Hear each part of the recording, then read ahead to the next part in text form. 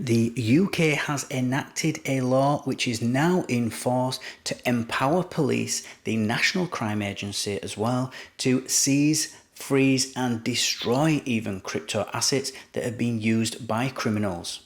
Today's episode is sponsored by Cake Wallet, where you can send, receive and even exchange your crypto right from within the wallet. Cake Wallet is open source and non-custodial, so you control your own private keys, available today on iOS, macOS, Android and Linux. And StealthEX, a privacy-centric crypto exchange which enables you to make crypto-to-crypto exchanges anonymously. Good evening everybody, and another warm welcome back again to Enter Crypto with me, Chris Kenyon. Now this is kind of a part 2 to yesterday's video. It's a different article, but I want to focus this time on the destruction of crypto assets that could be potentially, that are seized by the police, that are potentially being used by criminals or anybody that's actually under investigation. So as always guys, let's quickly jump straight into this article. We might not get through it all, but we'll get through the main points and then we'll comment after. So this new law was legalized because organized criminals, including drug dealers, fraudsters and terrorists, are known to increasingly use crypto assets to launder the proceeds of crime and raise money.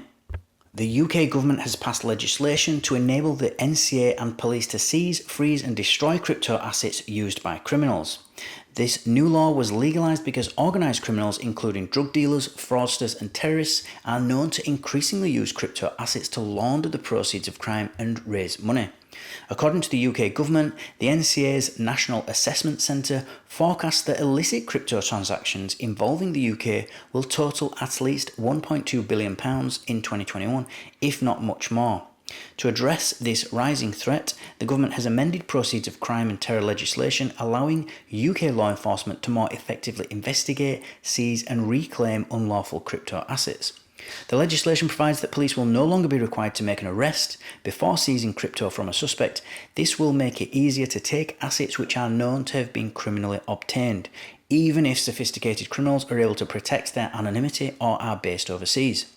Items that could be used to give information to help an investigation, such as written passwords or memory sticks, can also be seized, and officers will be able to transfer illicit crypto assets into an electronic wallet, which is controlled by law enforcement, meaning criminals can no longer access it. UK law enforcement will be able to destroy a crypto asset if returning it to circulation is not conducive to the public good. Privacy coins, for example, are a form of cryptocurrency that grants an extremely high degree of anonymity and are often used for money laundering. Victims will also be able to apply for money belonging to them in a crypto assets account to be released to them. The changes that come into force last Friday will stop criminals from undermining the legitimate use of crypto, while also supporting the development of crypto as a potential driver of economic growth. Now, as I mentioned in yesterday's video, this is very concerning, just for the simple reason that normally you would need a judge to issue a warrant to be able to seize assets or to go into a home and start searching. Even just to search, you need a warrant to go into a property or an address issued by a judge. The police can't just jump straight in unless there's a crime that's taking place right then, like a burglary or something like that, or there's a threat to life. Then the police, obviously, they can break in straight away. But when there's an investigation like this, they can't just do what they want. They need a judge to sign off on it, and that's due process. That's how it's for all crimes in the UK. This new law now, though, lets the police on their own terms, basically, just go in. They don't even have to have arrested you. They don't even have to have charged you or convicted you or sentenced you or anything. You don't have to be part of anything. You just need to be under investigation. And if they decide that they want to, they can just seize your crypto assets. And that's really bad. That sets a terrible precedent, as I mentioned again yesterday in yesterday's video. But we didn't touch on yesterday much is the fact that not only can they seize your assets and freeze those assets, but they actually have protected now by law to destroy assets even. So if they decide that they don't like Monero or they don't like Bitcoin or whatever it is that they don't like about it, you haven't even committed a crime. They just don't like that crypto. They now can destroy it. And you've done nothing wrong. It's not illegal to own it. It's not illegal to trade in it. But they've decided they don't like it, and so they're going to send it to a burn address, or they're going to send it to their own address and then destroy the private key, and that crypto's lost forever. and you've got nowhere. This again is assuming they do get their hands on your private key or your seed phrase. If they don't, obviously they'll never be able to confiscate it. But this is all assuming that they can, that they have got access to that. So if you're very careful, you can make sure the police can't get hold of stuff like that. But I don't know of a single law where they could actually, other than this one, where they can actually go in and they've got so much authority, just the police alone, without any use of legal due process or the courts, and just do kind of whatever they want. Even so much as to destroy the asset. That's crazy.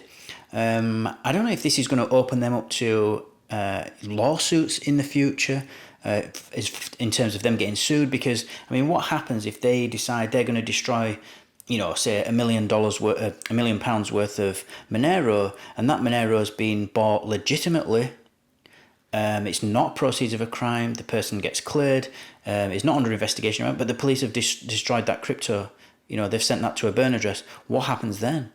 That's it's going to open all kinds of legal issues. I think, and that's just the legal side. The worst thing about this is, as a society, do we want to give the police that much power over us, where they can just kind of do what they want? Because it's okay saying, well, now it's crypto today, but then what is it going to be tomorrow? They're going to be able to take your house, they're going to be able to take your property, your car, your motorcycle, whatever it is. And it's only because you're under investigation. You haven't even done anything wrong yet.